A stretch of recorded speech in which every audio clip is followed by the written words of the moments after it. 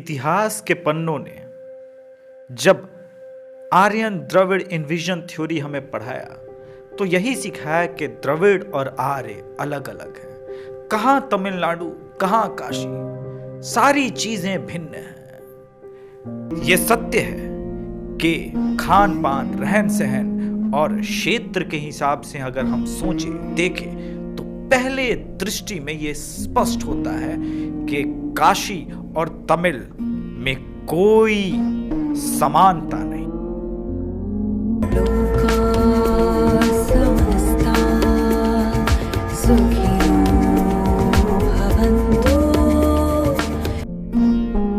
लेकिन इसी वजह से प्रधानमंत्री नरेंद्र मोदी ने काशी तमिल संगमम की शुरुआत की।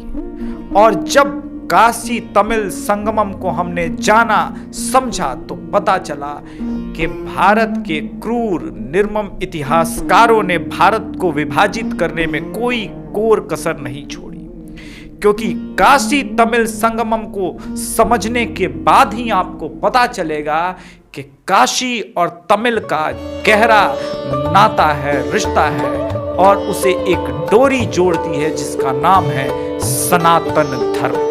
तमिलनाडु के हर गांव में काशी का होना, शिव काशी या तन काशी, क्या संयोग है या उन झूठे इतिहासकारों के मुंह पे सनातन धर्म का एक ऐसा प्रमाण जिनको झूठे इतिहासकारों ने, लिखने वालों ने सोची समझी राजनीति के कारण हमसे दूर किया। इसी रिश्ते को लोगों तक पहुंचाने के लिए भारत सरकार ने काशी तमिल संगमम का आयोजन किया। भारत की दो महान संस्कृति कैसे एक ही धागे से जुड़ी है जिसका नाम सनातन है। एकता में अनेकता और भारत की अखंडता को जो परिभाषित करती है उसका नाम है काशी तमिल संगमम।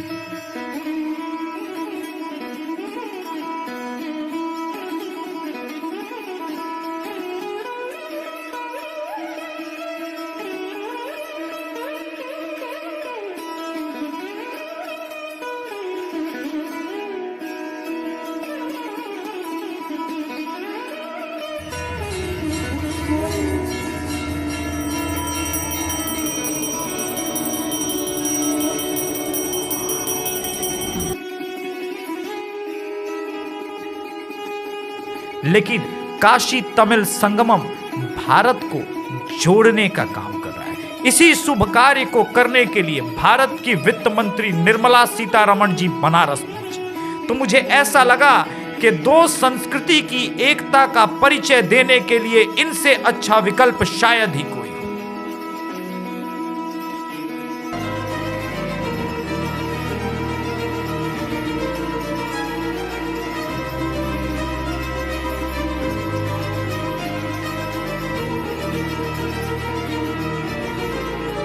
सत्रहवीं सदी में संत कुमार गुरुपारा तमिलनाडु से थे, जिन्होंने संत केदार ईश्वर मंदिर का निर्माण काशी में कराया। शाहजहां के पुत्र दारा शिकोह ने जब बनारस में एक सांस्कृतिक आयोजन करवाया था, तब संत कुमार गुरु के ज्ञान से प्रभावित होकर के काशी में उसने जमीन दी और उसी भूमि पे मंदिर का निर्माण करवाया। कालांतर में इस मंदिर को मुस्लिम विरोधी आक्रमणकारियों ने तोड़ा। आज भी तमिलनाडु से हजारों श्रद्धालु इस मंदिर में दर्शन के लिए आते हैं, श्रद्धा से पूजा पाठ के लिए आते हैं। उनमें से एक नाम आज हमारे साथ था, निर्मला सीतारमण। वित्त मंत्री जी जब अपनी गाड़ी से उतरी तो ऐसा लगा जैसे कोई साधारण महिला परिवार के साथ काशी दर्शन को आई है। न कोई विशेष सिक्योरिटी, न एसपीजी का लाव लश्कर उनके साथ था।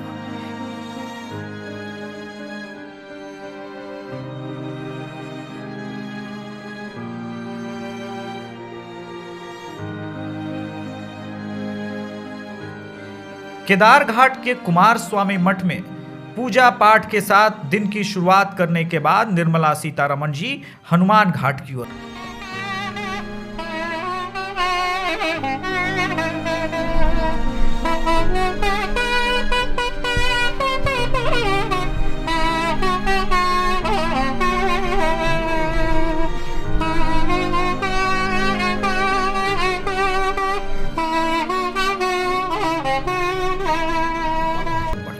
उसके बाद नाव में सवार होकर के काशी के घाटों का दर्शन किया, काशी और तमिलनाडु के अटूट रिश्ते को समझा, काशी और तमिलनाडु के संगम पर ज्ञान देने के लिए ज्ञानविदों के द्वारा रोचक जानकारियां भी साझा की। 563 states of the India. In India there was 563 states were there. It was not possible to the king of Varanasi to visit every king to their house or their kingdom. So they have made these ghats. That by the permission of their kings, they made these ghats, and they are those who are devotees of the Kashi Vishwanath. They have made their own ghats, such as you are seeing this one, the Karnataka state ghat. You see this one, the Karnataka state ghats, and this is the Hanuman ghat.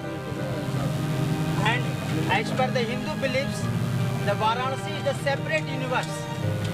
It is set on the Shiva's trident. It is a separate universe. And Moksha Nagari, it is called Moksha Nagari because two rivers meets. The southern side, the river Assi, and the northern side, river Varuna. Varuna then Assi is known as called Varanasi. The old name is Kasi because when the sunlight falls on this river and this Kasi Vishwanath temple, it was very much this one cast. Cast means very lighting. So his name was being put up Kasi, and before that his name was Anandpan. वो लिख रहे थे रामचरितमानस छूट जाने पर उसकी पूर्ति हनुमान जी स्वयं अपने हाथों से करते थे। इसके बहुत सारे प्रमाण भी मिले हुए हैं। और ये मैडम डिफरेंट घाट का निर्माण हुआ है। ये देखिए बगल में राजा घाट है। राजा घाट में बहुत सारे पिक्चरों की शूटिंग हुई है। ये साउथ के जो नरेश थे उन लोगों ने इनका निर्माण करवाया है। राजा घाट की पिक्चर की बहुत सारी शूटिंग हुई है। इवन सनी देओल की पिक्चर, राजना धनुष की पिक्चर की शूटिंग हुई है।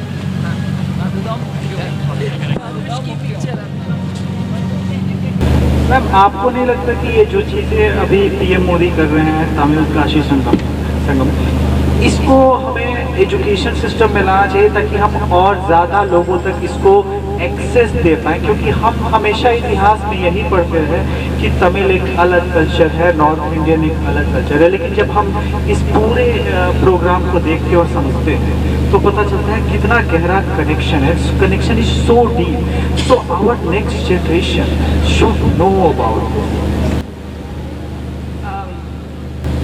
प्रधानमंत्री जी का ये कोशिश जो हो रही है, अटेम्प्ट जो हो रही है, एक भारत श्रेष्ठ भारत, उसका जीता जाता उदाहरण यही है कि काशी के अंदर दक्षिण से आए हुए तमिल लोग, बाकी भी तेलुगु कन्नड़ लोग का भी इधर बहुत गहरा संबंध है और सदियों से ये संबंध। और हमारी पुराना और हमारे साउथ इंडिया में जो लिटरेचर है, जैसे डॉक्टर सुधा शेषन ने अभी बोला, 5000 साल पुराना संगम लिटरेचर में भी काशी में जो मेहमान आते हैं विदेश पूरे देश से आते हैं, उनका आना जाना, उनको देखभाल करना, उस तक काशी के लोगों के मन भावना के साथ जुड़े हुए साउथ इंडिया में। उसके बाद जब भारत स्वतंत्र पाए ब्रिटिश रूल से, कोई इतना गहरा अटेम्प्ट नहीं हुआ कि ये भारत एक है और एक है भारत, इसमें भेदभाव का कोई स्थान ही नहीं। यही है प्रधानमंत्री जी का कोशिश और उसमें एजुकेशन डिपार्टमेंट को जोड़ा गया। क्यों जोड़ा गया?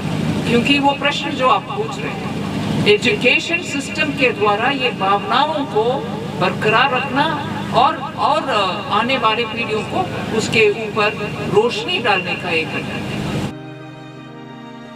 यूं तो विपक्ष भारत जोड़ो की बात करता है, लेकिन प्रधानमंत्री जी ने कहा कि देश को जो विभाजित करते हैं राज्य के नाम पे, जाति के नाम पे, आर्यन इन्विजन थ्योरी के नाम पे, अब बात हो रही है काशी तमिल संगमम की। हमारे साथ एक शख्स हैं, उनसे हम बात करेंगे किस प्रकार से देखते हैं इस इनिशिएटिव को। सारे भारत को एक करने का जो कोशिश किया है वो बहुत ही प्रशंसनीय है। उन्होंने बहुत सही है कि द्रविड़न कल्चर अलग माना जाता था, द्रविड़ियन लोग जो प्रचार किए हैं उस तरह नहीं है। यहाँ की आस्था वहाँ से जुड़ी है, वहाँ की आस्था यहाँ से जुड़ी है, ये उसको और उन्होंने प्रगाढ़ किया है। सूर्य ढलने के बाद निर्मला सीतारमण जी का आगमन काशी के नाटुकोटी नगर क्षेत्रम में हुआ। यहीं पर काशी विश्वनाथ का प्रसाद तैयार किया जाता है और हर रात 8:30 बजे एक शोभा यात्रा काशी के लिए निकल पड़ती है। यहां 2 घंटे पूजा अर्चना के बाद निर्मला जी अपने हाथ में प्रसादम लिए नंगे पांव काशी विश्वनाथ का आशीर्वाद लेने के लिए निकल पड़ी। जेएनयू से पढ़ी निर्मला जी को नंगे पांव यात्रा करते देखा तो मेरा विश्वास दृढ़ हो गया कि देश के अर्थशास्त्र की बागडोर किसी नास्तिक के हाथ में नहीं, बल्कि सनातन संस्कृति को मान सम्मान देने वाली मिट्टी से जुड़ी एक ऐसी नारी के हाथ में है जो भारत को कभी विभाजित नहीं होने देगी, टूटने नहीं देगी।